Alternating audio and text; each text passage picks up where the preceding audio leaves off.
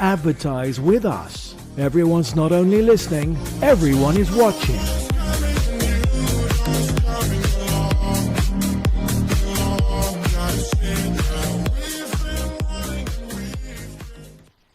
Here is a message of condolences on behalf of Sun Broadcasting Holdings Limited and its subsidiaries, Sun FM Radio, Sun FM TV, Sun Sports TV, and Konkola Radio. We extend our deepest condolences to the family, friends, and the people of Zambia on the passing of the late former president, Dr. Edgar Chagwa Lungu. We remember his leadership and contributions to our nation. May his legacy inspire us. Our thoughts and prayers are with his loved ones during this difficult time. May his soul rest in eternal peace.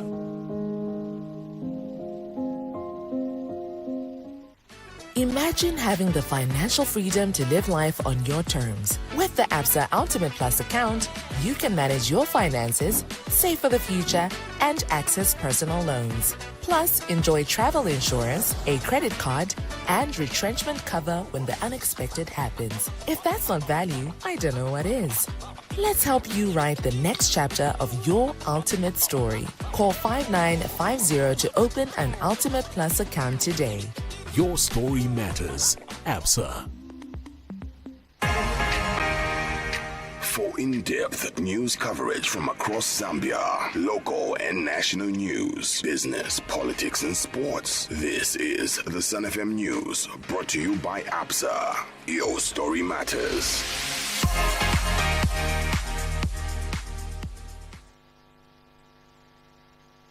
The news.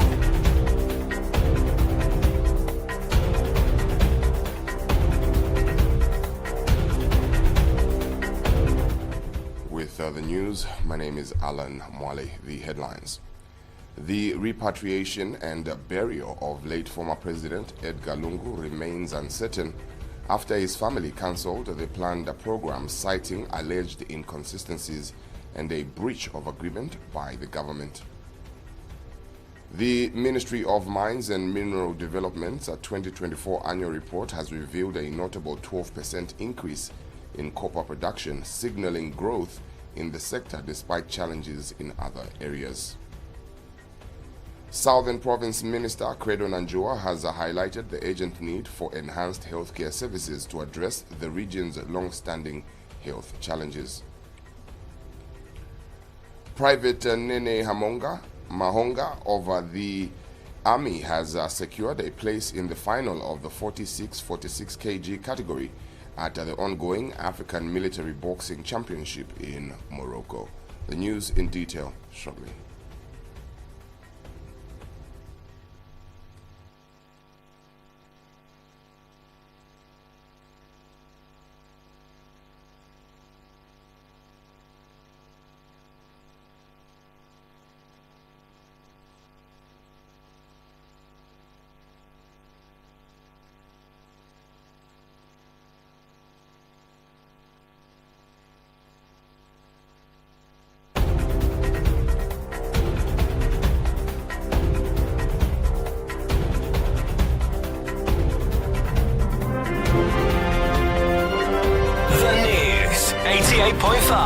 Sun FM. Now the news in detail. The repatriation and burial of late former President Edgar Lungu remains uncertain after his family cancelled the planned program, citing alleged inconsistencies and a breach of agreement by the government. Family spokesperson Makebi Zulu announced that during an initial joint meeting between the family and government, both parties had agreed that the former president's remains would be repatriated and lie in state at his residence on the same day. The arrangement was based on the understanding that any further decisions regarding the funeral would be made in consultation between the two sides. However, Mr. Zulu expressed regret, accusing government agencies of undermining the agreement through the unilateral issuance of notices, statements, and funeral programs without consulting the family. Mr. Zulu has since questioned the government's willingness to honor the agreement, stating that confidence in the process has been lost. However, on the 17th of June 2025, the Secretary to the Cabinet issued a statement restricting people from receiving or at least witnessing the arrival of the remains of the former president. This notice was issued without consultation with the family, and further, no opportunity whatsoever was given to the family to indicate whom they wished to invite, if at all the attendance was by invitation, nor were they given any chance to say anything as regards the said invitation. When the Secretary to the Cabinet was engaged, he only stated that there were security concerns, which concerns still have not been stated to the family. Meanwhile, Betha Lungu, the late president's sister, has stressed that the family's priority is to finalize the funeral program to prevent further delays and confusion. She confirmed that Makebi has a full authority to speak on behalf of the family.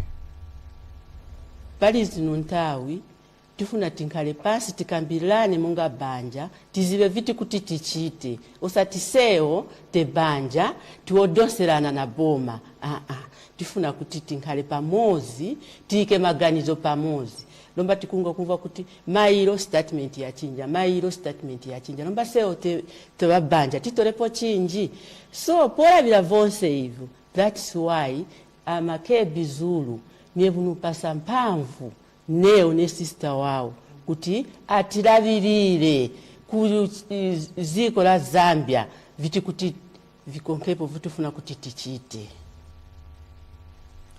Meanwhile, Patriotic Front, PF Secretary General Raphael Nakachinda has reaffirmed the party's unwavering support for the family of the late former president Edgar Lungu, urging members to remain calm, respectful and united during this period of mourning.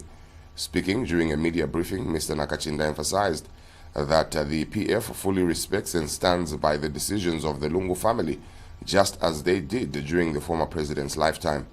He called on PF and Tonse Alliance leaders to uphold the values of restraint and solidarity, stressing that the family's guidance is central to decisions regarding funeral arrangements.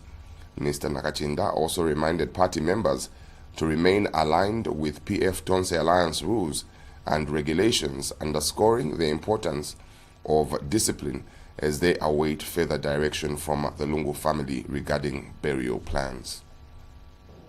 We want to urge government and the UPND. There's a better way to deal with some of these matters. And when questions are asked, and we have consistently said so, when concerns are raised and questions are asked, citizens are not expecting threats or violence or arrests. They are expecting answers.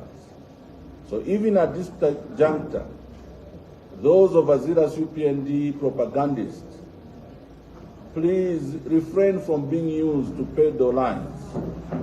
Encourage those who are sending you to provide answers so that the country can move forward.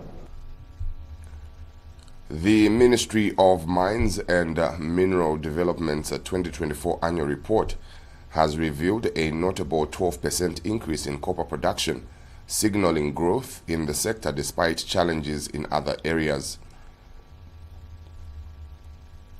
Total copper production from both large-scale and small-scale operations rose from 732,583.45 tons in 2023 to 820,676.34 tons in 2024.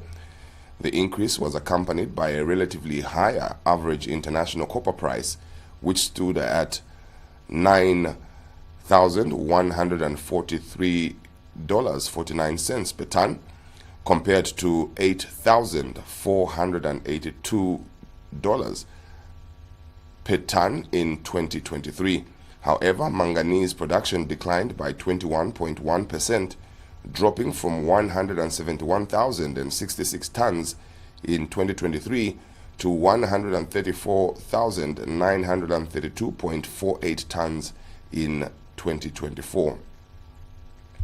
Further, the report highlights a 69.7% increase in non-tax revenues, which with collections rising from 67.5 million kwacha in 2023 to 114.5 million kwacha in 2024, surpassing the expected target by 64.2%.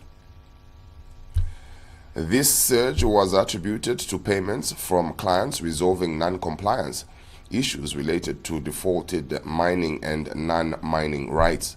Additionally, the Mining License Committee approved 2,551,000 out of 3,307 applications for mining and non-mining rights.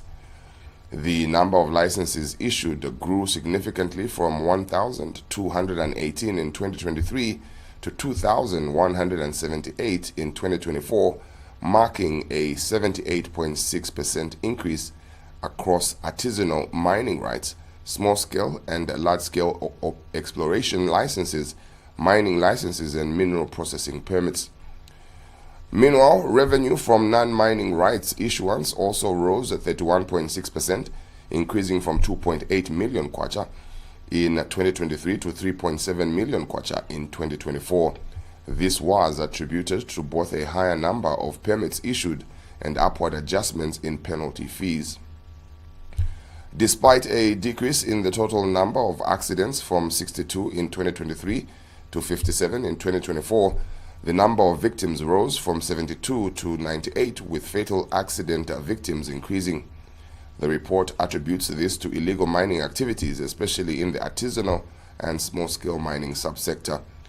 The ministry's annual report underscores both progress and challenges within the mining sector, highlighting the country's efforts to strengthen regulation, increase revenues, and navigate global market dynamics. Southern Province Minister Credo Nanjua has highlighted the urgent need for enhanced healthcare services to address the region's long-standing health challenges. Mr. Nanjua emphasized that Southern Province has continued to grapple with high rates of teenager pregnancy, maternal mortality, and infectious diseases, issues that have been worsened by limited access to quality medical care. He stressed the importance of strengthening healthcare infrastructure and increasing resources to improve health outcomes for communities. The minister also praised On Call Africa, a non-governmental organization, for transforming the Siakasipa and Chidi rural health posts into fully equipped centers of excellence. Speaking at commissioning ceremonies held in Kazungula and Zimba districts, he stated that the 5.7 million kwacha investment is a strategic move to bring rural health facilities in line with national healthcare standards. He noted that the developments mark a critical advancement in strengthening healthcare infrastructure and service delivery across the province. Despite transitioning from a low to lower middle income country in 2011, Zambia continues to face numerous challenges in healthcare provision. The health system remains largely underfunded, understaffed, and under-resourced, with rural population bearing the brunt of these difficulties. It is for this reason that On Call Africa, a non-government organization, has actively engaged in strengthening healthcare services in rural Zambia since its formation in 2010, focusing its efforts on southern and western provinces. During the commissioning of the upgraded posts in Kazungula and Zimba district, Southern Province Minister Credo Nanjua called for more partnerships to help address these persistent challenges. Mr. Nanjua said this in a speech delivered on his behalf by Provincial Assistant Secretary for Administration, Beston Mbozi. On behalf of the government of the Republic of Zambia and the Ministry of Health, I once again extend my heartfelt appreciation to Africa. Your unwavering support brings to life the President's vision of a Zambia where everyone everywhere has the opportunity to live a long life. and Director of Health Services at the Zambia District Health Office, disclosed that between 2024 and the first quarter of 2025, the health posts recorded an 85% rate of teenage pregnancies, averaging 7 cases per month, with only 3 institutional deliveries. We have about 2,500 women of childbearing age. We have an expected number of pregnancies per year at 440. Yes, until now, guests of honor, service delivery has been hampered by lack of proper infrastructure for both antenatal and adolescent health services. On the other hand, Kasonde Mutuna, PDU Assistant Director for Enhanced Public Services, stated that the government is always pleased with such partnerships aimed at reducing maternal and neonatal deaths by bringing healthcare closer to people who need it. The PDU has been proud to support the Ministry of Health in initiatives aimed at improving maternal health, and clearly today shows us that this cannot happen if we don't all come together. As we hand over the Chidi Health Facility today, I want to emphasize the importance of community involvement in this journey. Meanwhile, Onco Africa CEO Nkandu Chikonde noted that such health facility upgrades are only made possible because of the sound policies implemented by the new Dawn government. Through this, we're trying to address the work in isolation that happens around community health system strengthening. Guests of honor, ladies and gentlemen, I'm proud to stand here and say the Ministry of Health has entrusted us with piloting, training, supervision, supporting, equipping, and incentivizing. For Chief Smwatachela, the emphasis was on urging the members of the public, particularly the youth and women, not to shun services available at health facilities.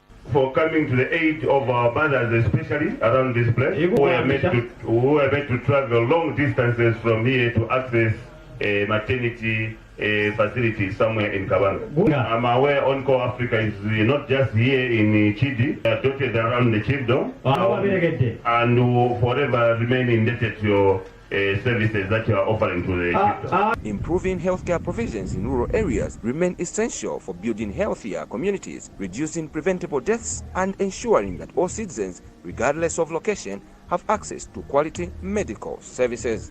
Sustainable partnerships such as that of Onco Africa with the Ministry of Health and continued investment in rural health infrastructure are key to achieving this goal. Augustine Kapambwe, reporting for Sun TV News in Zimba District, Southern Province.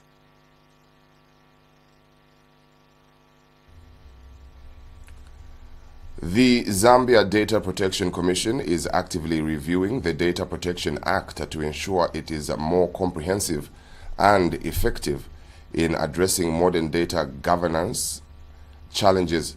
Speaking at a data protection awareness training hosted by the Zambia University College of Technology, Deputy Data Protection Commissioner Misozi Banda noted that while the current act emphasizes licensing and registration, critical aspects of data management remain underrepresented.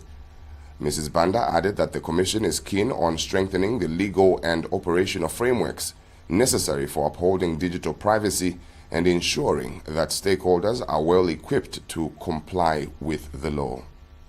The Zambia University College of Technology recently held a stakeholder training session focused on data protection and digital privacy, underscoring the growing importance of safeguarding personal information in an increasingly digital world.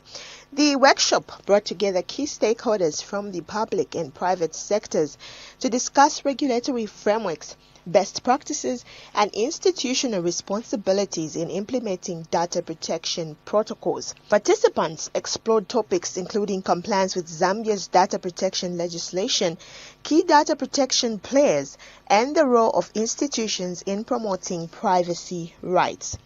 Deputy Data Protection Commissioner Misozi Banda says the Zambia Data Protection Commission is actively reviewing the Data Protection Act to ensure it is more comprehensive and effective in addressing modern data governance challenges. One of them is that you actually have trust from your clients, because it shows that you know what you're doing as you collect the personal data and you know how it should be handled.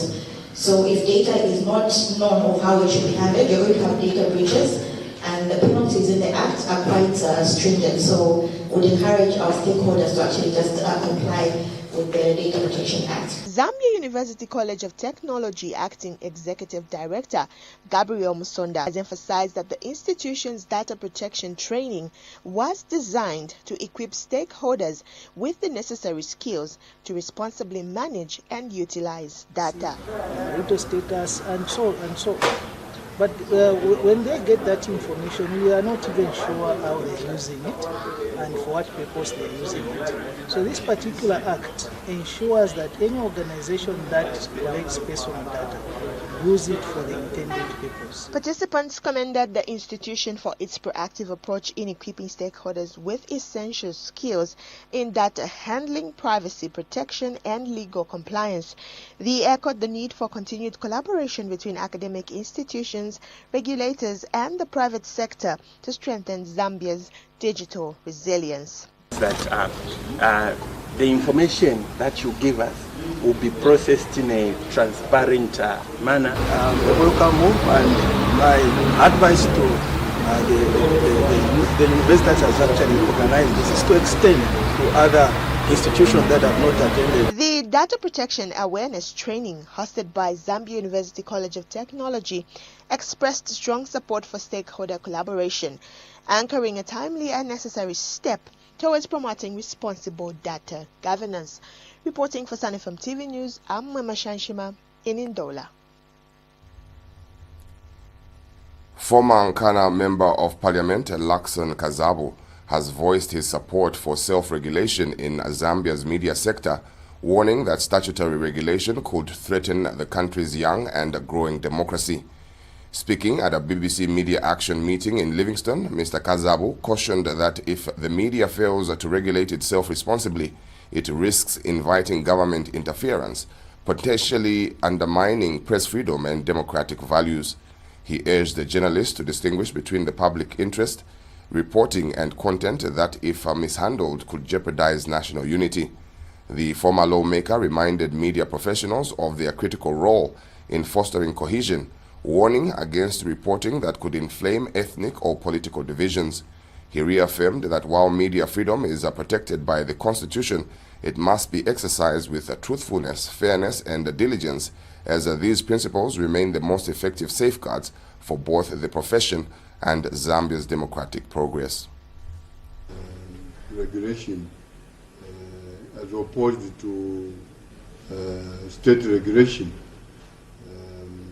And I want to agree with those who think and believe that that's the way to go, but there cannot be anything better than regulating or controlling yourself in terms of what you do. In this case, we're talking about what the journalists do, disseminating information and educating members of the public on various issues. Because if we were to have state regulation, that would amount to something like muzzling the journalists. The Chililabombwe Municipal Council hosted a delegation from Mwense Town Council for a special familiarization tour of the Kasumbalesa border facility. The visit provided the delegation with an opportunity to gain in-depth knowledge of the border's operational framework, including its management by the Zambia Revenue Authority and immigration authorities. During the tour, Mwense Town Council officials acquired valuable insights into the daily procedures and systems governing revenue collection and immigration control at the facility. The construction of Kasomeno Mwenda Bridge under private-public partnership PPP module connecting Zambia and Congo through Luapula River has potential to create numerous business opportunities. This is a team comprising of both Mwense and Mambilima constituencies, led by Mwense Town Council Chairperson Mr. Stephen Chikota and His Royal Highness Chief Mulundu. The team was in Chililabombwe for an exchange visit to appreciate business operations at Kasumbalesa and Lubambe copper mine. I just here basically to learn because Mwense is about to receive a very important infrastructure. The road is already underway. The construction of the road is underway, and the bridge will commence anytime soon. So I've come to appreciate how our fellow civic leaders, as well as the local authorities, has been benefiting from this infrastructure. The delegation was keen to learn more about how the border operates and is managed by the Zambia Revenue Authority, ZRA, and Immigration. During the tour, Mwense Town Council gained valuable insights into the day-to-day operations of the border facility, including the procedures and systems in place for revenue collection and immigration control. Best as we want it to be, but some of the things which will come with the border facility is the new concessionaire is putting up what we are calling a terminal building within a new terminal building, which will be about 4 floors and will be bigger than this one. Then apart from that, they will put up facilities for those who support the border activities. This is the offices for the clearing agents, the banks, and other services. And then apart from that, they are extending the yard to go beyond what we have now. Overall, the visit was a valuable learning experience for both councils, highlighting the importance of collaboration and cooperation between local authorities, government agencies, and business. In attendance was Chief Mulundu of Mwense, Sub-Chief Chilimina, His Worship the Mayor of Chililawombe, Mr. Lucky Sichone, Town Clerk, Mrs. Sheila Songolo, Chililawombe councillors and management, among others. The tour ended with a visit to Lubambe copper mine offices. Reporting for Konkola Radio News, I am Weremsha Kwamba. The Lusaka Regional Immigration Office carried out an operation across several areas, including Kawata, Chilenje, Mutendere, Chamba Valley, Bauleni, and Chalala, leading to the apprehension of 42 individuals, 39 men and 3 women, for various immigration-related offenses. Those apprehended included 20 Burundians, 9 Congolese, 4 Rwandese, 3 Tanzanians, and 1 Mozambican national for offenses including unlawful stay and trading without immigration permits. A female Zambian was apprehended for obstructing immigration officers in the execution of their duties. All the suspects have been detained at Kamulanga Police Station, pending further investigations and possible prosecution. In the same operation, 2 Eritrean nationals holding employment permits were found working in a retail shop contrary to their permit conditions. A Myanmar national, a study permit holder, and a Lebanese national on a residence permit were found working illegally. This is contained in a statement issued by Chief Public Relations Officer Namati Nshinka. We take a break and return with sports news.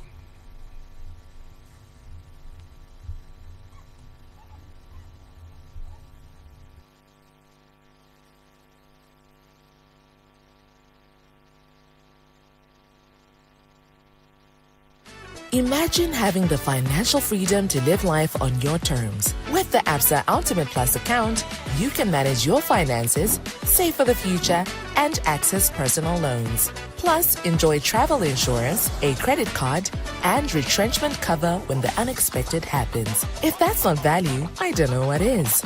Let's help you write the next chapter of your ultimate story. Call 5950 to open an Ultimate Plus account today. Your story matters. Absa. Private Nene Mahonga of the Zambia Army has secured a place in the final of the 46 kg category at the ongoing African Military Boxing Championship in Morocco. Mahonga recorded his second victory of the tournament today with an emphatic knockout of Aziz Chala from Tanzania, following his impressive opening bout yesterday against Yusuf Yassin of Mozambique. The Zambian boxer is now set to compete in the final on Friday, where he hopes to bring home gold for his country. Meanwhile, fellow Zambian competitor Private Albert Ngulube of the Zambia Army was eliminated after losing to Esamai Reda of Morocco. Additionally, Staff Sergeant Patrick Chinyemba, a former IBA African lightweight champion from the Zambia National Service, is set to enter the ring tomorrow as he begins his campaign. Zambia has fielded 6 boxers representing the Zambia Army, Zambia Air Force, and the Zambia National Service in the prestigious competition, which attracts elite fighters from military establishments across Africa.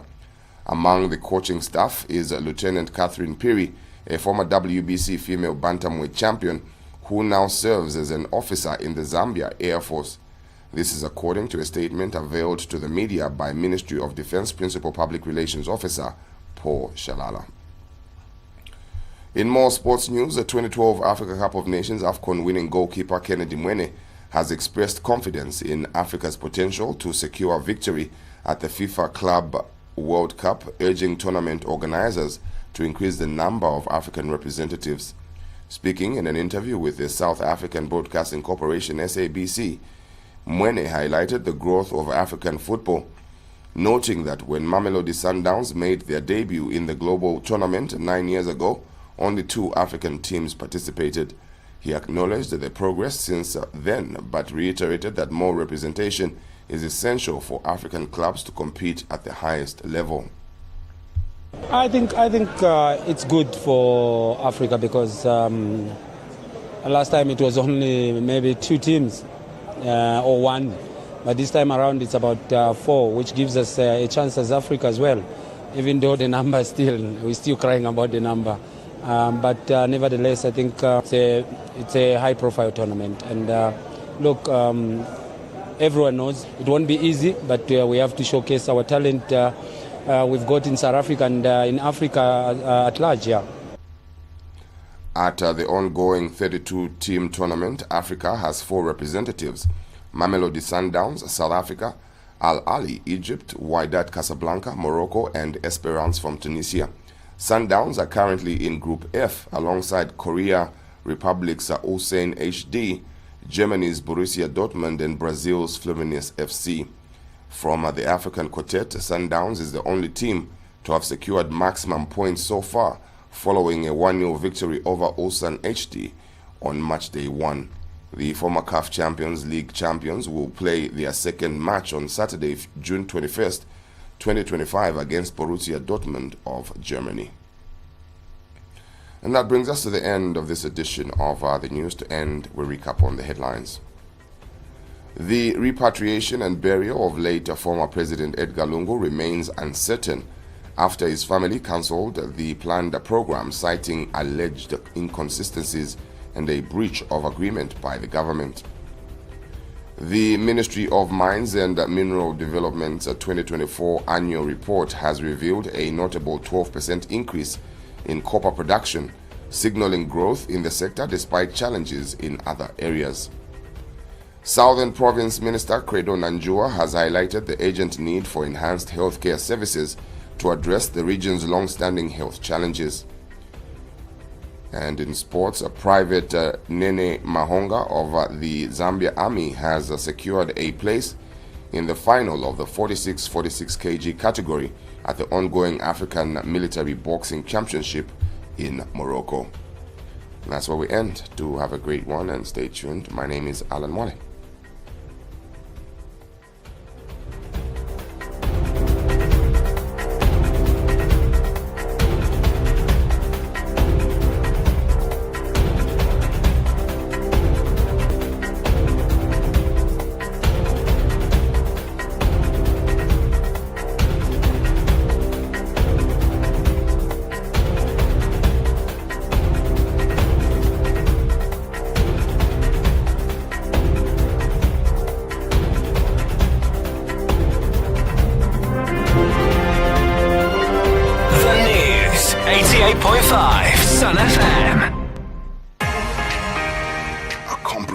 Coverage of local and national news, business, politics, and sports. The Sun FM News was brought to you by